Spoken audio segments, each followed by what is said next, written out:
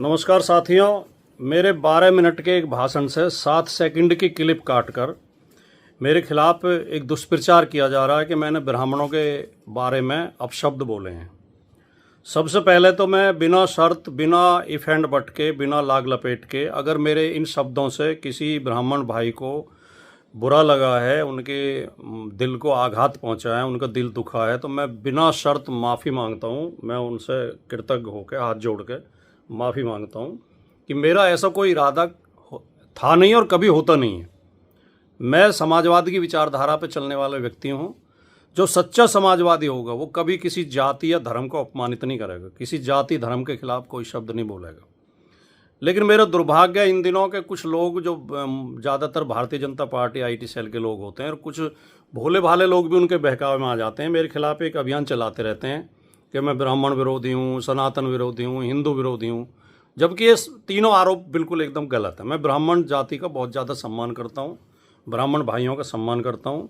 ब्राह्मण समाज में एक से एक विद्वान, एक से एक राष्ट्रभक्त, एक से एक वीर योद्धा और बुद्धिजीवी पैदा हुए हैं, और मैं किसी भी समाज का, किसी जाति का, किसी धर्म का अपमान करने की कभी सपने में भी सोच नहीं सकता। है क्या कि दिल्ली में एक कार्यक्रम था जवाहर भवन में।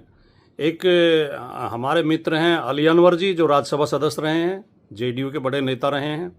उनके बेटे ने और उनकी बहू ने, रफरफ अंसारी और जावेद अनवर ने, एक किताब लिखी है जाति और सांप्रदायिकता के विषाणु।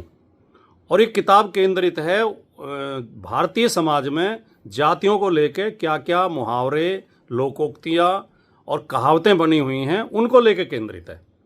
तो इस किताब को विमोचन था जवाहर भवन में 5 तारीख को, 5 मई को, और उसमें मेरे साथ श्री योगेंद्र यादव जी और अपने ये थे प्रोफेसर रतनलाल जी और आशुतोष जी और शीबा असलम फहमी जी, ये कई लोग शामिल थे उसमें कार्यक्रम में। तो वहाँ जब मैं बोला तो मैंने ये बात कही, और मेरे पूरा अगर 12 मिनट की वीडियो सुनी जाएगी, मेरा वक्तव्य सुना जाएगा, तो मैंने उसमें कहा कि हमारे समाज में ये एक बुराई है कि हमने जातियों को लेकर तरह तरह के खराब मुहावरे बना रखे हैं, खराब कहावतें बना रखी हैं। और मैंने उसमें स्पष्ट तौर पर यह भी बोला कि ऐसा नहीं है कि दलित और पिछड़ों के खिलाफ ही ये मुहावरे बने हुए हैं, दूसरी तरफ के लोगों के खिलाफ भी बने हुए हैं। हमारे लोग भी उनके खिलाफ ऐसे ऐसे भद्दे वो बोलते हैं। तो ये गलत है। मैं उसका विश्लेषण कर रहा था, मैं उसका खंडन कर रहा था। और मैंने जब 2 उदाहरण दिए, तो पहले जो गुर्जर यादवों के खिलाफ एक वो कही जाती है, वो मैंने बोली कहावत